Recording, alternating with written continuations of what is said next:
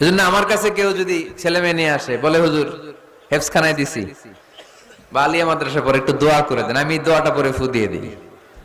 নবীর দোয়া বরকত বেশি না কম? আল্লাহুম্মা ফাক্কিহু ফিদ্দিন ওয়া আল্লিমহু তা'বিল। মুখস্থ থাকলে ভালো, না থাকলে যে রেকর্ড হইতেছে ইউটিউবে শুনে নেবেন। এই দোয়াটা পড়ে ছেলে মেয়েদের ফু দিবেন। মুফাসসির বানায় দিবে কে? যুগ শ্রেষ্ঠ আলেম বানায় দিবে কে? মক্কার দাওয়াতি জীবনের শুরুর দিকে আল্লাহর হাবিবের খুব কষ্ট হচ্ছিল।